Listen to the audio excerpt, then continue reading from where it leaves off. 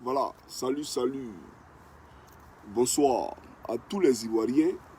Bonsoir à toutes les Ivoiriennes. Bonsoir également à tous les Africains. Et j'aimerais ici saluer plus particulièrement tous les camarades et sympathisants du RHDP.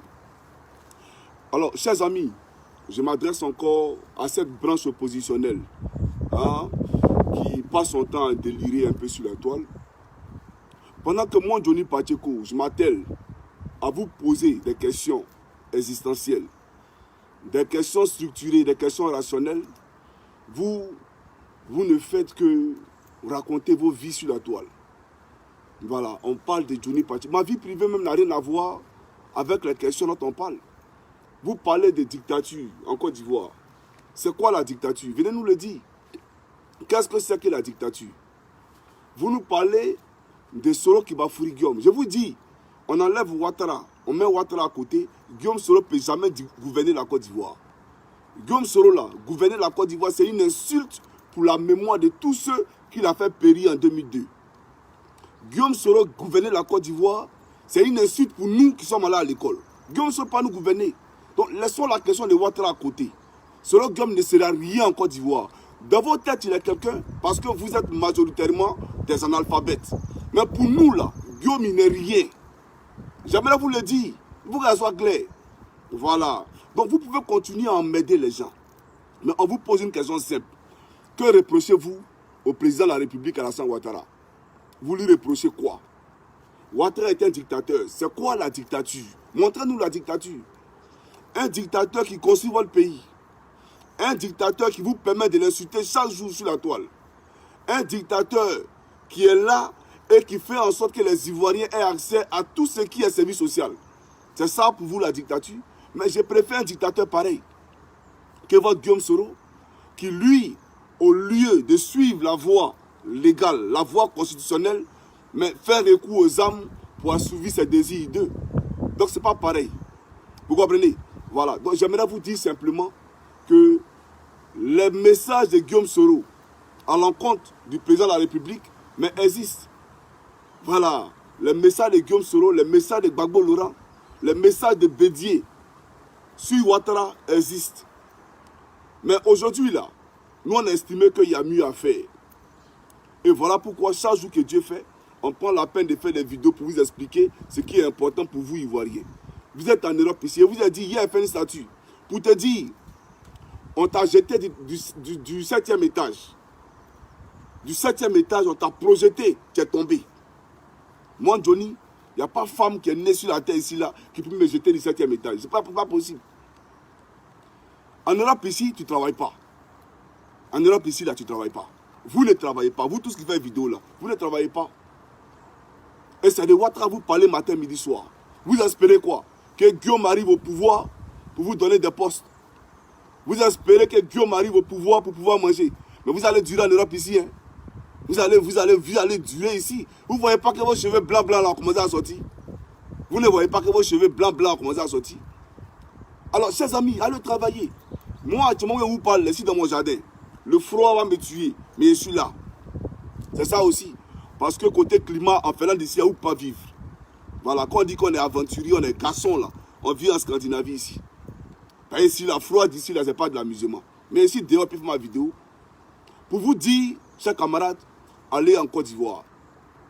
Ouattara ne va pas vous toucher. Il ne va rien vous faire. Si Ouattara voulait tuer quelqu'un, moi, Johnny ne serait pas en Côte d'Ivoire. Mais ça fait combien de fois ils allent en Côte d'Ivoire? Je vais, je viens, je vais, je viens. En Côte d'Ivoire, là, les gens rentrent. Même les pro Gbagbo qui font les vidéos, là, il faut leur demander. Ils rentrent à Abidjan, ils ressortent. Personne ne les calcule. Allez à Abidjan, au moins être arbitre de ce que Ouattara est en train de faire pour vous. Allez voir de vos propres yeux. Ne dites pas, ne regardez pas la personne de Johnny. Non, Johnny dit ça, donc c'est méchant parce que Johnny il est RDR. Non, Johnny est RDR, oui. Mais Johnny vous demande d'aller vous-même constater sur le terrain ce que Ouattara est en train de faire pour la Côte d'Ivoire. C'est ça. Parce que là, au moins, vous allez me confondre. Si vous arrivez à Abidjan, vous allez dire, ah Johnny, tu as dit ça, c'est faux. Parce qu'on est venu, on a constaté que c'est le contraire. Mais tout ce qu'il dit là, c'est vérifiable. Vous pouvez vérifier. La Côte d'Ivoire est en train de prendre son ascendance. La Côte d'Ivoire est en train de se bâtir. C'est ça la réalité. Voilà. Donc, toi et moi, on n'est pas pareil. Moi, quand je fais vidéo, j'ai l'embarras du choix. Soit ici dans mon gazon, soit ici dans mon salon d'en bas, ou dans mon salon. Bon, il y a plein de salons. Et pour toi, cette maison que vous voyez là, pour lui, hein, c'est le gouvernement de Ouattara qui a acheté ça pour moi. Mais vous êtes des ignares. Vous êtes des ignares, vous êtes des idiots. Vous savez pourquoi? Parce que même le général Makosso, à qui j'ai fait un coucou parce qu'il a appris qu'il est à Paris, voilà. Le général Makosso, quand on s'est vu pour la première fois, quand je suis allé à Abidjan, on était ensemble, on a parlé, j'ai appelé mon épouse. J'ai dit, Makosso, trop parler, c'est pas bon. J'ai appelé ma femme, elle va parler à toi. Et puis elle va te dire comment nous on a eu notre maison là. J'ai appelé Makosso. J'ai dit, Makosso, c'est ma dignité d'homme. Hein. Moi je suis garçon, je ne suis pas venu ici Facebook. Mais voilà ma femme, il a mis sur haut-parleur. Et puis il a demandé à ma femme en anglais. Puis il a traduit pour lui. J'ai dit, comment on a eu notre maison là? Elle a expliqué. C'est un prêt bancaire. Non, on lui a donné 200 000 euros. Mais moi-même là, si Ouattara m'a donné 200 000 euros là même, c'est bon. Blé Goudé est sorti de la Côte d'Ivoire avec 8 valises de 50 kilos remplies de billets de 10 000. 8 valises de 50 kilos remplies de billets de 10 000. Blé Goudé. Selon Kibafouri Guillaume, on connaît l'historicité de sa vie. On connaît. Selon Kibafouri Guillaume, chers camarades, mais il est milliardaire aujourd'hui. Il a enlevé l'argent où? Non, 200 000 euros. 200 000 euros, mais c'est rien dans les calculs. C'est rien dans les calculs de Blé Goudé. C'est rien dans les calculs de Guillaume Soro. Mais si j'avais eu, c'était bon. Mais vous êtes en train d'affabuler. Et ça, ce n'est pas sérieux. Arrêtez de raconter à chaque fois n'importe quoi. En Europe, ici, là, tu travailles, mon frère. Tu t'associes à ton épouse. Tu vas prendre prêt. C'est pas compliqué. Si tu es solvable, là, la banque là, va te prêter l'argent. La banque va payer ça pour toi. Au lieu que tu payes maison chaque fin du mois en particulier, là, toi, tu rembourses à la banque un peu. Maison que vous voyez là, je n'ai pas soldé. Je n'ai pas fini de payer. On paye ça pendant 25 ans. C'est-à-dire qu'en 2025, là, c'est là on finit. Non, 2044, c'est là on finit de payer. Je suis intelligent. Et j'ai fait ça là, c'est parce qu'il y a des enfants ici. Moi, je suis d'un pays de froid. Je n'ai pas venu travailler dans le froid à 50 ans. Hein, je ne pourrais plus répondre de moi-même et puis aller travailler pour louer maison. Non, donc je préfère faire ça pour assurer mes arrières. Ce n'est pas ceci. Donc quand on parle du président Ouattara, c'est pas parce que Ouattara a acheté une maison pour quelqu'un. Non. Ouattara n'a acheté que dalle pour quelqu'un ici. Dieu me voit. Voilà. Si avion que moi je prends dans ma vie ici chaque fois là, si aimant là, il y a les gens d'avion là, mais c'est moi seul qui a mouru d'avion là. C'est moi, ma maison. Vous parlez de Ouattara. Mais Guillaume Soro, on peut déblatérer de la façon dont il a acquis sa maison de premier ministre. Parce qu'à la base, la maison de Guillaume Soro là, c'est pas sa maison à lui, c'est la maison de tous les premiers ministres de Côte d'Ivoire. Il a volé pour avoir cette maison là. C'est ça la réalité. Donc, chers camarades, j'aimerais vous dire une chose. Hein, le président Ouattara travaille pour le bonheur de toute la Côte d'Ivoire. Il travaille pour le bonheur de tous. Vous dites la dictature. Quand on vous pose le débat de façon intelligente, vous dites non, on ne veut pas. Moi, j'ai posé une question. Vous parlez de troisième mandat. Pourquoi vous parlez de troisième mandat lorsqu'on sait qu'on est dans une troisième république? Ça, là, vous n'allez jamais répondre à ça. Hein? Parce que vous ne pouvez pas répondre à ça. Vous n'allez jamais répondre à ça. C'est-à-dire, on dévie le sujet, on dévie la question. Johnny a posé une question. Où est le troisième mandat ici, là? Venez nous expliquer. Parce que, chers camarades, on est tous allés à l'école. Même celui qui a fait CM2, il sait ce qu'on appelle une nouvelle constitution. Quand on parle de nouvelle constitution, on parle de nouvelle république. C'est pas ça? Et j'ai montré des vidéos de Gbagbo où lui-même il a annoncé les couleurs d'une troisième république si jamais il a cédé à la magistrature suprême en 2010. Il a annoncé les couleurs. En 2000, face à Gueye, avant même qu'on ait les élections, on a eu le référendum. Nous sommes rentrés dans la deuxième république. Laurent Gbagbo nous a dit qu'il était le premier président de la deuxième république. Mais avant lui, il y a eu Houphouët-Boigny. Mais lui dit qu'il est le premier président de la deuxième république. Mais ça ne pose pas problème. Mais Ouattara a fait 3 mandats. Il a fait... Où est 3 mandats ici? Il ne fallait pas qu'on change de constitution. Il ne fallait pas que Solo Guillaume valide ce projet de loi. Parce que le président Ouattara allait à côté de toi à l'Assemblée nationale. Solo Guillaume, il t'a soumis ce projet. Toi-même, tu as lu le projet. Tu as exhorté, tu as appelé les députés à voter oui pour ce projet. Alors, c'est quoi cette mauvaise foi, cette sorcellerie derrière? Hein? Tu appelles quelqu'un de voter et puis après tu viens danser une dent de sorcière. Troisième mandat, troisième mandat, troisième mandat. Voilà pourquoi il dit, avec vous, on ne peut pas débattre. Parce que ça, le débat, ça, la main ne rentre pas dedans. Votre débat de poubelle, là, de coups communes, de troisième mandat. Le débat de troisième mandat, c'est un débat de coups communes. C'est un débat de poubelle. Et moi, je ne rentre pas dans le débat de poubelle. Est-ce que nous sommes rentrés dans une troisième république? Oui ou non? Si oui, le débat est clos, il n'y a pas de débat à le faire. Et est-ce que la nouvelle constitution permet au président Ouattara d'être candidat en 2025? Oui ou non? Si oui, où est le débat? Mais parce qu'on n'est pas content, en fonction de nos émotions, non, Ouattara ne doit pas être candidat. Vous croyez que la Côte d'Ivoire, là, c'est le foutoir? Vous pensez que la Côte d'Ivoire, c'est le bordel? Soyons sérieux, les frères. Donc, j'aimerais vous dire, on n'a pas les mêmes problèmes. On n'a pas les mêmes problèmes. C'est vous, là, qui êtes coincés dans votre tas de ferraille que vous appelez voiture, en train de raconter n'importe quoi. Que ça soit ici, ça soit ici. Nous, là, on est libre. Voilà, de faire ce qu'on veut. On fait vidéo partout où on veut. Sur notre tas de ferraille, là. Tas de ferraille, là. Regarde. Voilà. Voilà, tas de ferraille. Il y a deux, c'est Gary, là. Tas de ferraille. Mais il ne fait rien, ça. Voilà. Donc, on est béni. Moi, je suis un enfant béni. T'as compris ou pas? Le président Ouattara, il travaille pour la Côte d'Ivoire et il travaille pour votre bonheur. Il travaille pour la Côte d'Ivoire, il travaille pour votre bonheur. Toujours en train d'emmerder les gens. Quand on est sous couvert, là, quand on est sous couvert en Europe ici, on n'emmerde pas les gens. Quand on n'a pas d'adresse permanente, là, quand on est sans domicile fixe, on n'emmerde pas les gens. Voilà. Moi-même, je ne suis pas votre camarade. Ce n'est pas Ouattara qui sera votre camarade. Et c'est moi-même qui suis votre camarade. Je ne peux jamais être votre camarade. Ce n'est pas le président Ouattara qui est votre camarade. Donc Guillaume Soro là, c'est une utopie. C'est une illusion perdue. Cette rhétorique vieille du passé, là, il faut en sortir.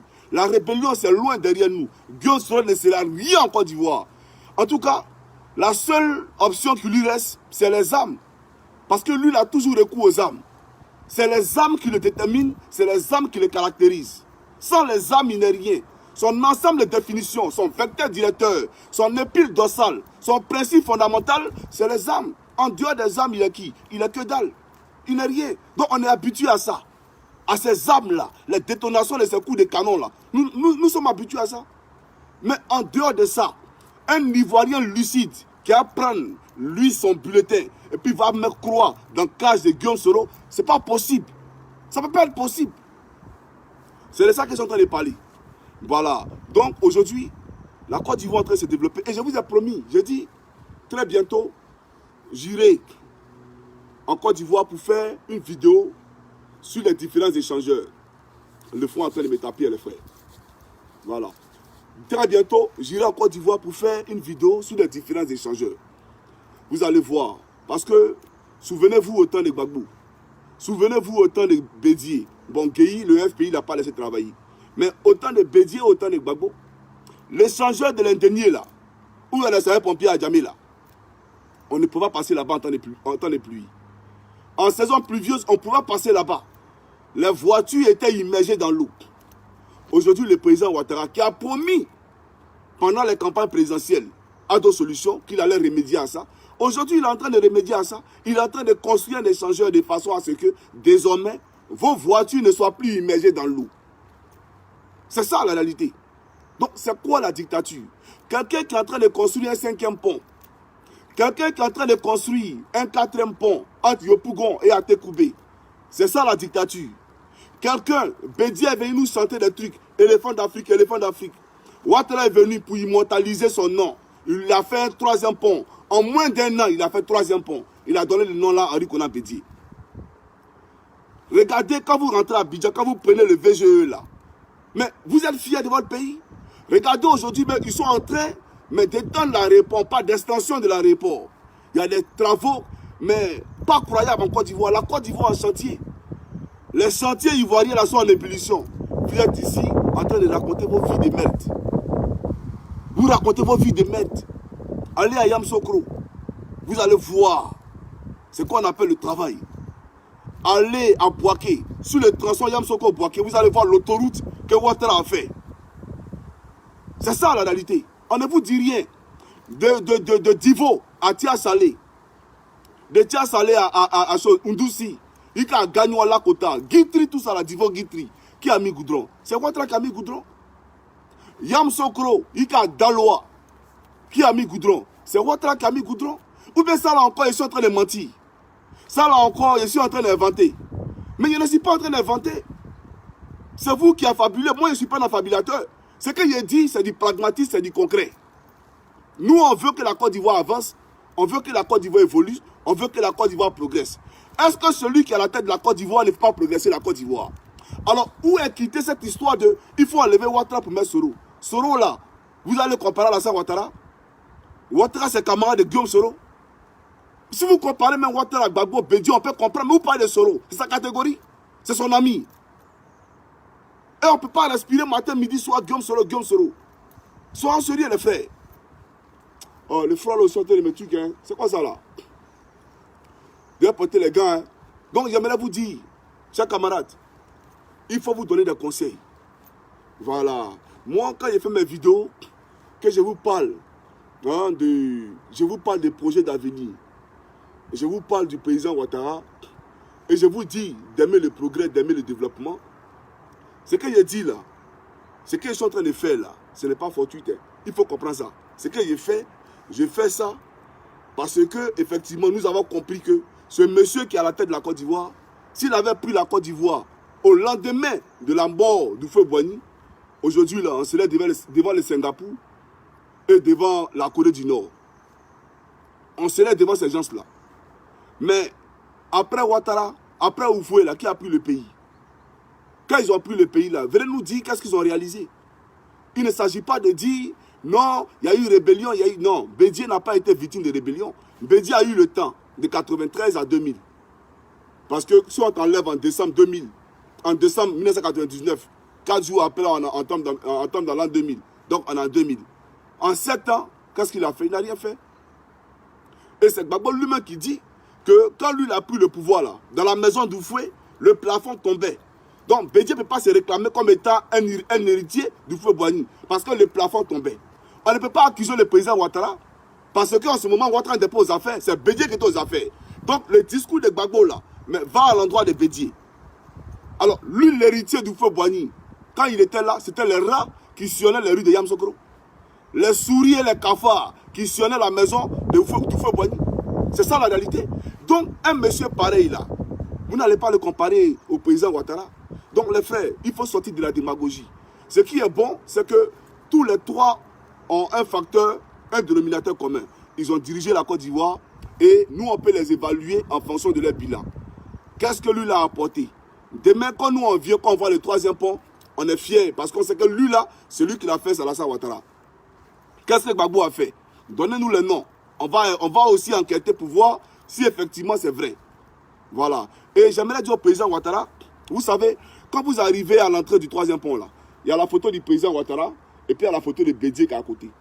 Photo de Bédié là, il faut enlever.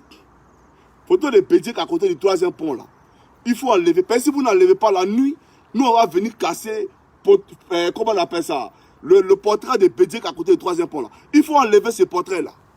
Parce que je n'ai pas comprendre que les gens appellent à ce que leur pays soit détruit.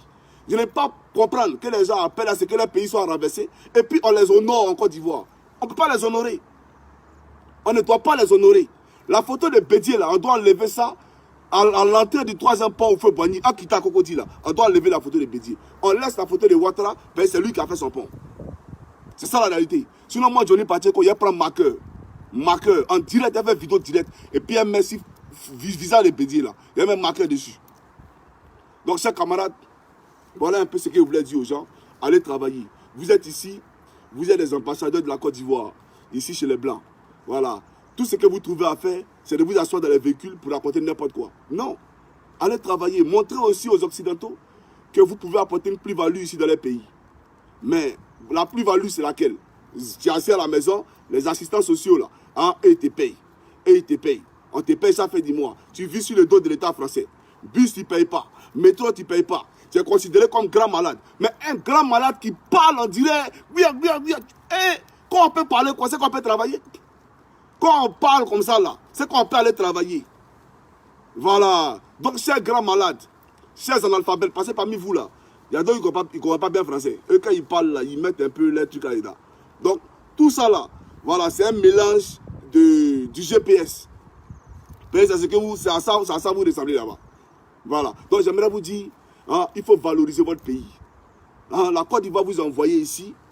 Hein, il faut valoriser votre pays. Faites la promotion de la Côte d'Ivoire. Allez travailler. Laissez un exemple, je dirais, positif dans la tête du pays qui vous accueille. Vous comprenez? Et vous-même, parmi vous, majoritairement, beaucoup sont français.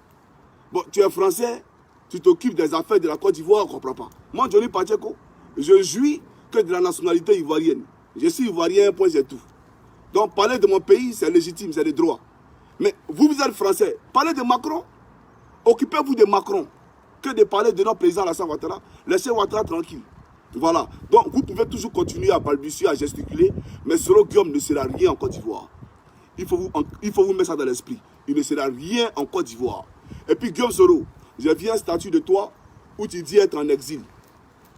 Et que tes adversaires pour 2025 sont en train de rire parce que Ouattara te mettait en exil. Le président Ouattara t'a jamais maintenu en exil. C'est Ouattara qui, de toi à moi, quand tu quittais la Côte d'Ivoire, là, on te poursuivait pour quitter la Côte d'Ivoire. Tu as quitté la Côte d'Ivoire de toi-même. Tu as quitté la Côte d'Ivoire de toi-même. La preuve, tu as pris un avion, tu dis que tu partais prendre le pouvoir. Et l'avion a disparu dans les nuages. Tout le monde attendait à Abidjan. On t'attendait à Abidjan. Mais tu as refusé de venir toi-même. Donc, il ne faut pas dire que Ouattara t'a empêché de rentrer en Côte d'Ivoire. Va en Côte d'Ivoire. Tu as dit à Guillaume, tu as dit à, comment on appelle ça, à Charles Blé Goudé. Tu dis à Blé Goudé que tu lui as donné des conseils. Il ne fallait pas qu'il fuit la justice de son pays. En tout cas, s'il ne se reprochait rien, il ne fallait pas qu'il fuit la justice de son pays. Mais toi, Guillaume Soro, la justice de ton pays est là aussi. Va devant cette justice-là. Tu te reproches quoi? Toi qui as demandé à Blé Goudé hier de rentrer en Côte d'Ivoire, là. Toi, il faut rentrer aussi. Va et parle aux Ivoiriens. Moi, Guillaume Soro, je ne me reproche rien du tout. Donc, il faut arrêter de raconter n'importe quoi. Tu sais pourquoi tu es là? Tu sais pourquoi tu es ici? Voilà. Alors, chers camarades, le froid est en train de me... C'est pas... Il fait trop froid. Donc, c'est ça. Quand Johnny Pacheco qu'on n'a rien à faire, tu vois, c'est ça, il joue. Il est là et puis, tranquille. Vous êtes là, vous racontez vos vies. On n'est pas pareil, hein, frère. Donc, c'était mon petit message pour vous dire, il faut travailler. Travailler à promouvoir les actions gouvernementales. Travailler à promouvoir votre république.